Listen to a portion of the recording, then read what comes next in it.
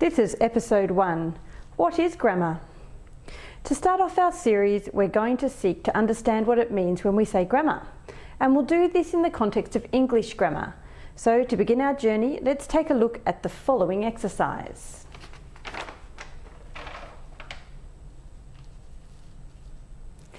They poppled and prampled, quippantly fandangled cryptottles. She track-pockled. She crystulated, scrating hilly-polly-gropples to fore her. Traffits. She crapeled pluridly. I mean, that doesn't make any sense, does it? But even though we don't understand any of the words, we can still answer a few questions.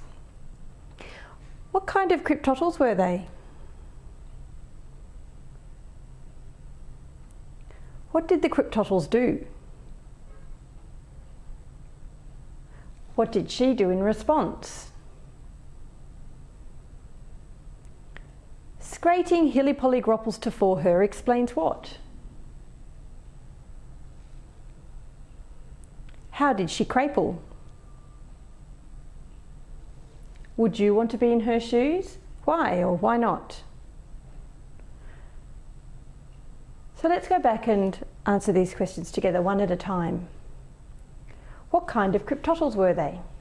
So I'm just going to find cryptottles here. There it is, cryptottles.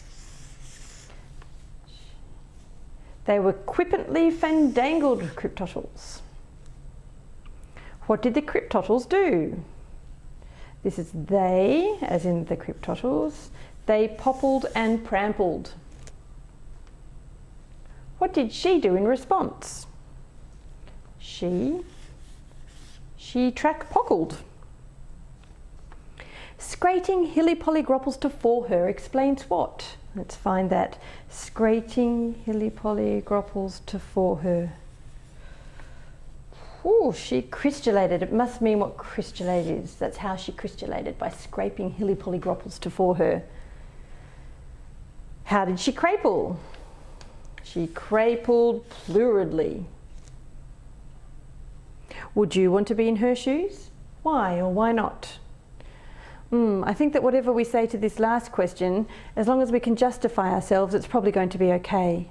Some might say that they wouldn't like to be in her shoes because of this interjection here. Traffits. Traffits. Maybe that sounds like it's not such a good thing. However, others may decide that the words themselves sound like fun. For example, she crapeled pluridly. Pluridly doesn't sound like such a scary word. I mean, a cat purrs, doesn't it, when it's happy? So really, that question's fairly subjective. What aren't as subjective, however, are the answers to the other questions.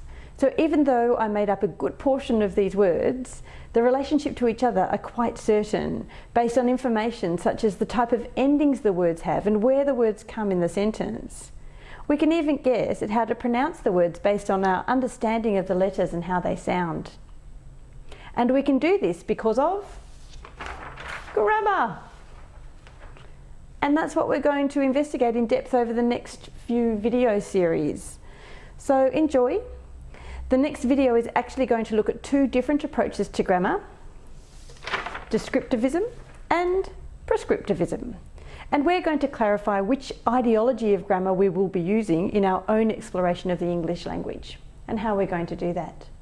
So until then, thanks for watching The Language Code.